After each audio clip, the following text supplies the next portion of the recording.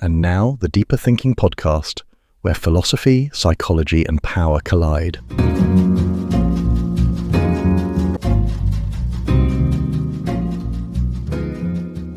Welcome to the Deeper Thinking podcast. There is a man standing alone in a cold, dimly lit room. His hair is dishevelled, his expression severe. He has abandoned his career, burned his manuscripts, and retreated into near silence. This man was once convinced he had solved philosophy itself. Now he is certain he was wrong.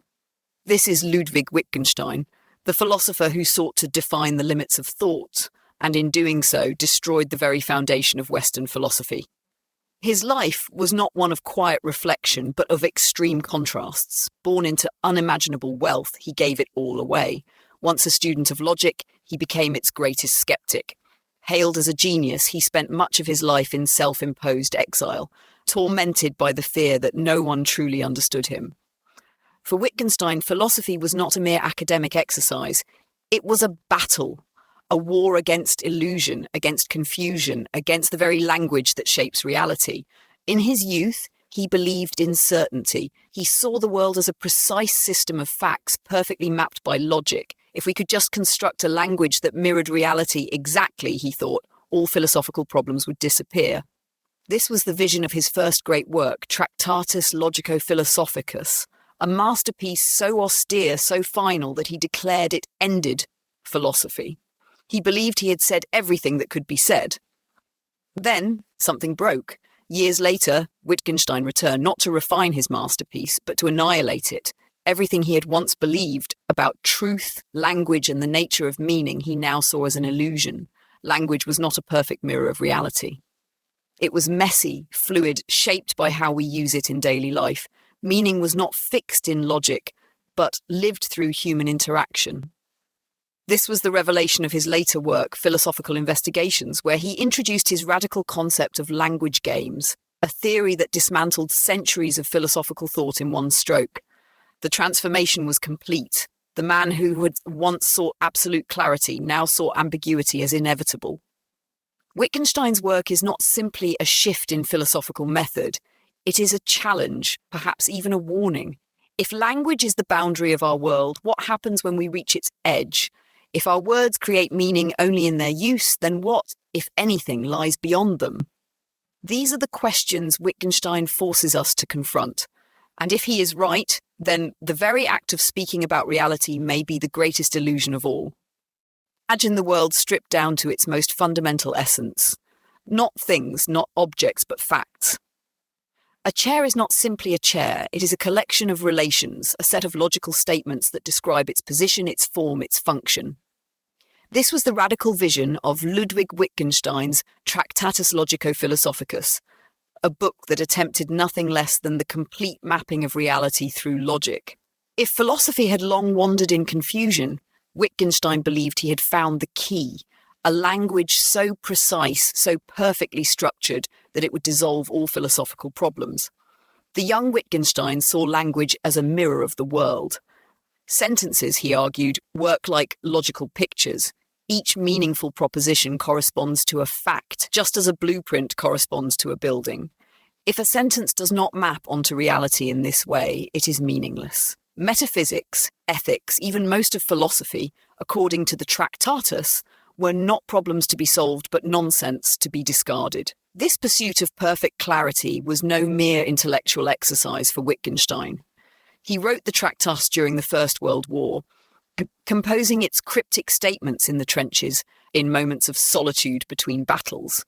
He volunteered for the most dangerous assignments, as if his search for logical purity demanded a corresponding test of his physical and moral endurance. When the war ended, so too, he believed, did philosophy. Whereof one cannot speak, thereof one must be silent, he declared in the book's final line. With this, he thought he had reached the very limits of thought itself. The Tractatus was received with reverence. Bertrand Russell, one of his early mentors, saw in Wittgenstein a mind of singular brilliance. The logical positivists in Vienna treated his work as a philosophical gospel, believing it had finally placed philosophy on the secure foundation of logic. But they misunderstood him. They thought he had built a system. In reality, he had destroyed one. Then something shifted. Years passed, and Wittgenstein began to question the very principles he had once held sacred. He realized that language does not simply reflect the world, it creates meaning through use. The perfect logical structure he had sought was an illusion, and the very foundation of the Tractatus crumbled beneath him. If the world is not made of facts but of human experience, if meaning is not fixed in logic but in practice, then where does that leave philosophy? If Wittgenstein was wrong about language, was he also wrong about the limits of thought itself? Ludwig Wittgenstein vanished. He left academia, abandoned philosophy, and disappeared into a small Austrian village to work as an elementary school teacher. The man who had once declared he had solved all of philosophy now spent his days among children, teaching them basic arithmetic. Something had shattered inside him. The perfect system of logic he had built, the structure of the Tractatus, had begun to crumble. For years, Wittgenstein lived in near isolation, tormented by doubt. He no longer believed that language functioned as a mirror of reality. Instead, he began to see it as something messier, more fluid, more human. When he finally returned to philosophy, it was not as the same man. He had not come to refine his masterpiece. He had come to destroy it. What replaced the Tractatus was Philosophical Investigations, a work that rejected everything he once held sacred. In it, he introduced a concept that would revolutionize philosophy: language games. Language, he now believed, did not derive meaning from logical structure, but from how it was used in human life. The meaning of a word was not something fixed or eternal, it was a function of the context in which it was spoken. Consider the word pain. A doctor, a poet, and a child might all use it in different ways. Does pain have one true essence? Wittgenstein argued no. The meaning of pain, or any word, comes not from a private definition, but from how we use it in everyday life. This idea led him to one of his most radical insights: the rejection of private language. In his famous beetle in a box thought experiment, he asks us to imagine that everyone has a small box with something inside it, but no one can look inside anyone else's box. Each person calls what's inside a beetle. But if no one can compare beetles, how do we know that beetle has any shared meaning? The point is devastating. If language were entirely private, meaning would collapse. With this, Wittgenstein dismantled centuries of thought on meaning and truth. His early work had searched for absolute clarity, but his later work revealed that clarity is an illusion. Meaning is social, dynamic, contextual. If Wittgenstein was right, then we do not discover meaning, we create it. But if meaning is always shifting, always contingent, then how much of what we think we know is nothing more than a game? Philosophy, for centuries, has been a quest for certainty. From Plato's theory of forms to Descartes' rational foundations, the great thinkers have sought timeless truths, structures that anchor reality in something unshakable. Ludwig Wittgenstein set out on the same path, but unlike those before him, he reached the summit, gazed upon what he had built, and tore it all down. His later work does not solve philosophical problems, it dissolves them. Wittgenstein did not see philosophy as a discipline that discovers knowledge. Instead, he saw it as an illness, a sickness caused by our misunderstanding of language. Words, he argued, are not fixed symbols with inherent meaning. Instead, they gain meaning through their use in specific language games. We do not discover meaning, we participate in it, much like players follow the shifting rules of a game. This realization led him to an even more radical claim. Most philosophical questions are not real questions at all. When we ask, what is the nature of consciousness, or what is the meaning of existence, we assume these words have a deep, essential meaning. But Wittgenstein argued they often do not. We are bewitched by language, trapped by the assumption that words must always point to some underlying truth. Take the mind-body problem, one of the oldest dilemmas in philosophy. For centuries, thinkers have debated whether the mind is separate from the body, whether consciousness exists independently, or if it is simply a byproduct of neural activity. But Wittgenstein tells us this problem only exists because we have framed it incorrectly. Instead of asking, what is the mind? We should be asking, how do we use the word mind? If meaning is use, then the very questions that have haunted philosophy for millennia are not deep mysteries.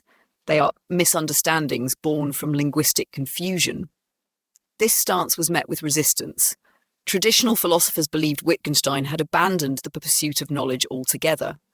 Bertrand Russell, once his mentor, became frustrated with his later work. Many saw his dissolution of philosophical problems as destruction rather than progress.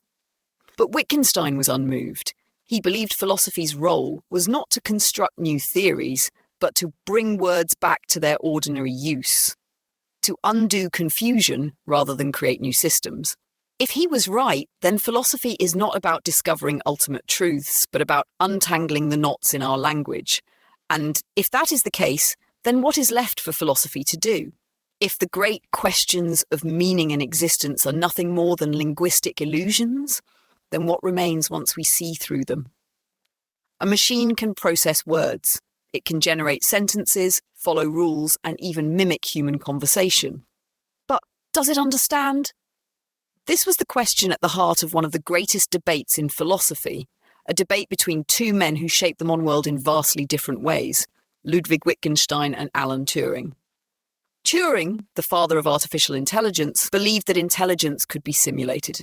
If a machine could convincingly respond to a human in conversation, then for all practical purposes, it could be said to think.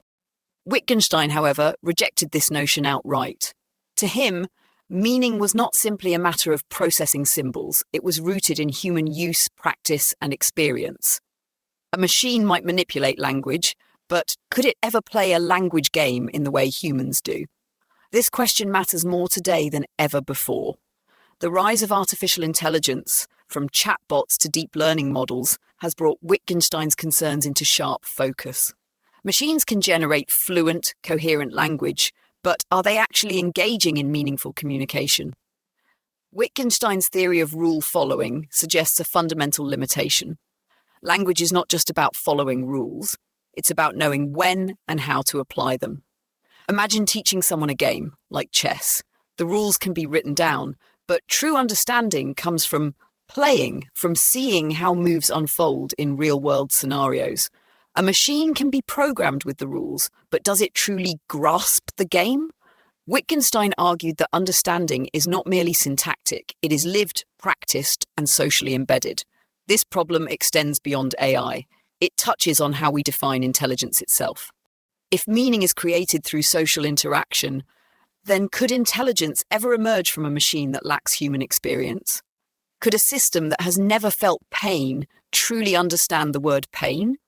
The implications are vast. If AI cannot truly understand language, then the conversations we have with it are an illusion.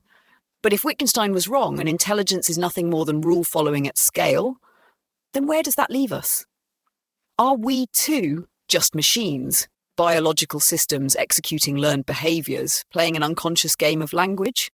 Turing believed intelligence was about performance. Wittgenstein believed it was about meaning.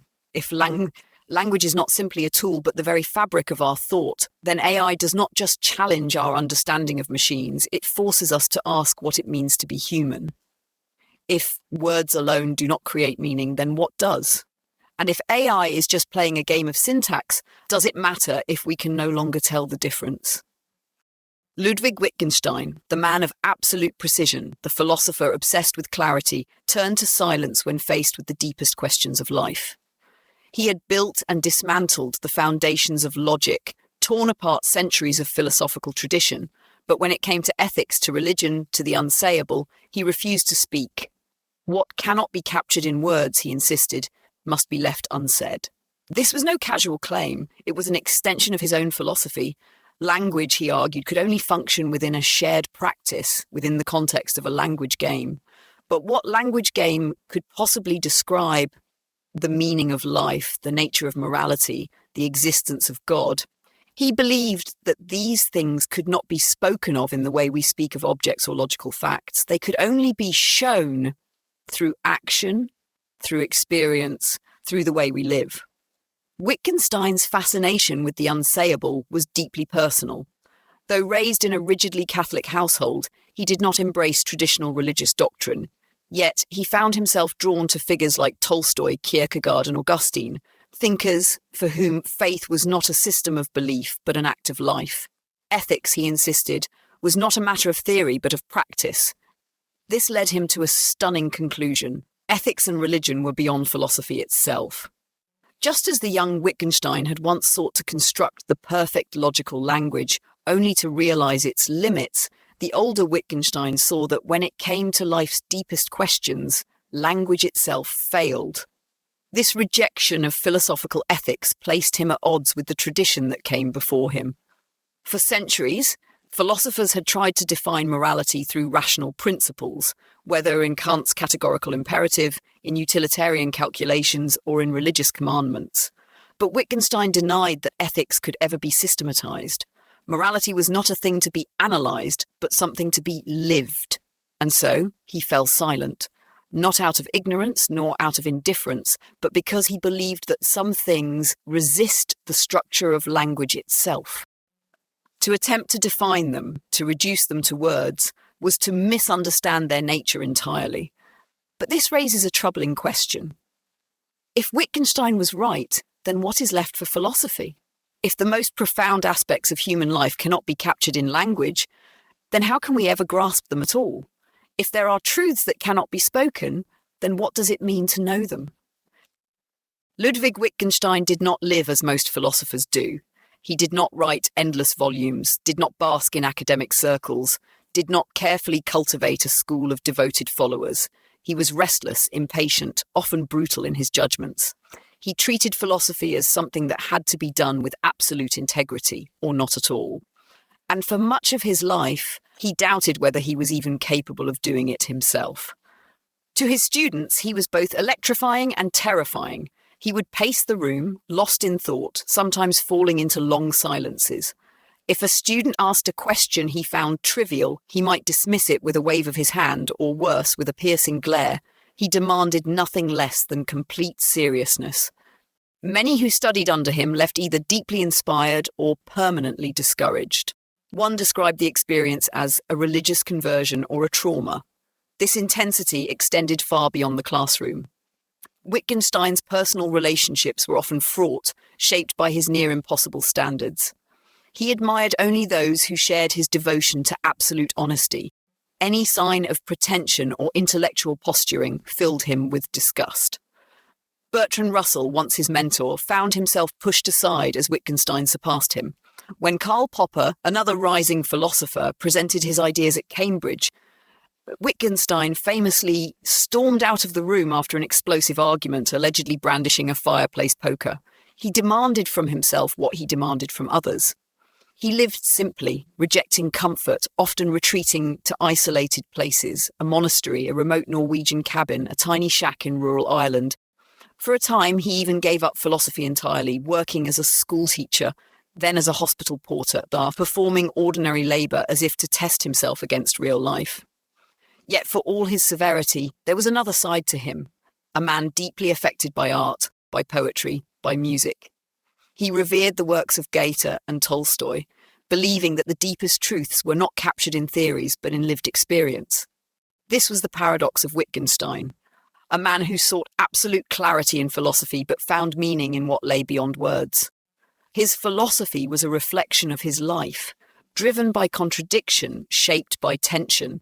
He was at once the architect of certainty and the prophet of doubt, the man who sought to define the limits of thought and then shattered his own definitions. And so we must ask, if philosophy demands absolute sincerity, as Wittgenstein believed, then how many of us are even capable of doing it?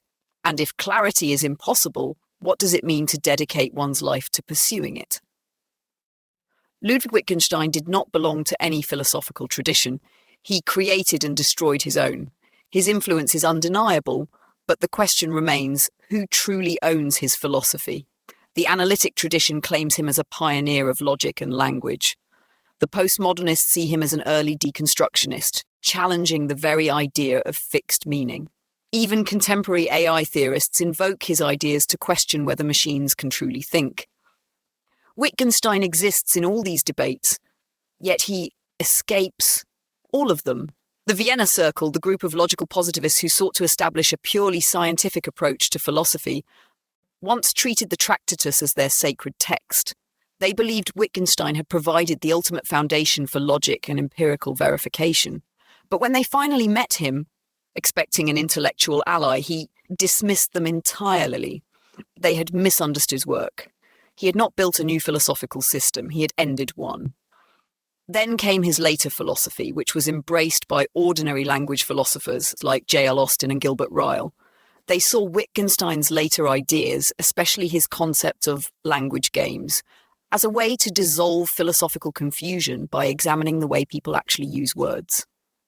But Wittgenstein himself resisted being categorized, rejecting even the notion that he had created a theory at all. Later, postmodernists like Jacques Derrida saw in Wittgenstein's rejection of fixed meaning a precursor to deconstruction, the idea that language is inherently unstable and meanings are always shifting. But would Wittgenstein have accepted this interpretation? He was not a relativist. He did not believe that meaning was endlessly fluid. He simply argued that meaning is use, and that use is always embedded in human activity. Even today, his ideas remain central to debates about artificial intelligence and consciousness. If Wittgenstein was meaning is created through shared practices, then could a machine lacking social experience ever truly understand language? His theories suggest that AI, no matter how advanced, might never possess real understanding, only a simulation of it. In the end, Wittgenstein belongs to no school, no movement. He did not create disciples. He created problems that continue to haunt philosophy, linguistics, psychology, and artificial intelligence. His legacy is not a doctrine, but a challenge. If meaning is only ever understood in context, then what happens when that context is lost? And if no one owns Wittgenstein's philosophy, does that mean we are all still playing his language game without realizing it? Wittgenstein's philosophy does not conclude, it lingers. His words do not settle, they unsettle. He leaves us not with answers, but with the realization that the very act of asking might be where we go wrong. His work does not provide solutions, it dismantles the need for them, and yet he remains inescapable. His influence woven into the very fabric of modern thought. His challenge is unfinished, his ideas still unfolding. Today we live in a world saturated with language. We build identities, beliefs, and entire realities through words. We fight ideological wars with rhetoric. We define truth, law, and history through the shifting terrain of language. But if Wittgenstein was right, then language is not a window into an objective reality. It is a human practice, a game whose rules we construct and follow without realizing it. This realization does not only apply to philosophy, it echoes through politics, law, artificial intelligence, and even the way we understand ourselves. If words do not discover truth but shape it, then what happens when those words are manipulated? What happens when meaning is deliberately twisted or when language itself becomes a battlefield? Wittgenstein's later philosophy warns us that meaning is not something we possess, it is something we do. This means that every conversation, every argument, every idea we express is not simply a reflection of the world, but an act that defines it. This was his final challenge, to recognize that we do not merely use language, we are bound by it.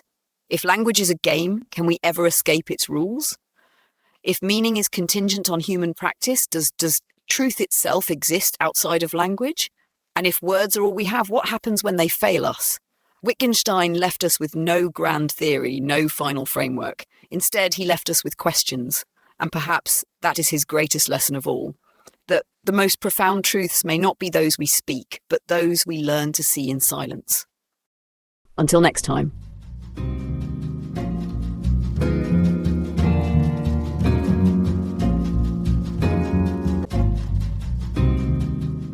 This episode of the Deeper Thinking podcast was written, produced, and researched by Benjamin James. It was read by Holly, a digital narrator. For further reading, resources, and a chance to support the show, visit the episode webpage, where you'll find book recommendations, key topics to explore, and a way to buy me a coffee. And if you enjoyed this episode, please consider leaving a review on your preferred platform